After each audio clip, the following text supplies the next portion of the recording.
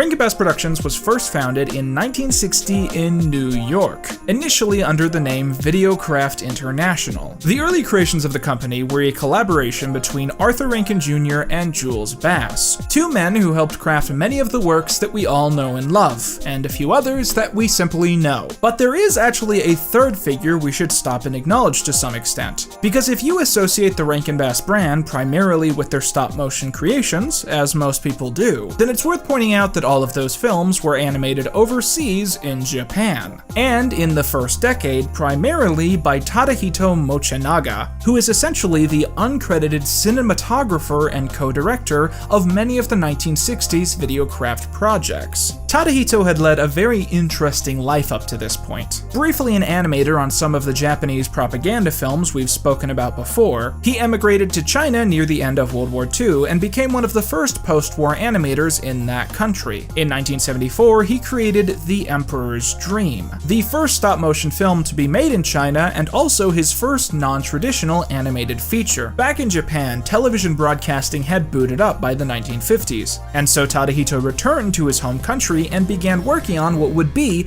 the first stop-motion movies made in Japan. While he obviously didn't invent stop-motion, he did perfect his own style, which is instantly recognizable, created on a very limited budget while still retaining some charm. But it wasn't until 1960 that Tadahito's work made it to the West, when the first fully collaborative Rankin Bass Mochinaga production came into being. I'm talking about The New Adventures of Pinocchio, a TV show and the very first Videocraft project, which I'm sure none of you have heard of. So when you first boot up The New Adventures of Pinocchio, it feels like a very typical adaptation of the original story. Pinocchio is a wooden puppet who comes to life and sets out to find the blue fairy so he can become a real boy. But he then runs into the mischievous fox and cat who try to trick Pinocchio for their own personal gain. Like I said, your typical Pinocchio stuff, right? Well, here's where things get weird. Eventually, Pin and Cricket manage to get away from the fox and cat, and they find themselves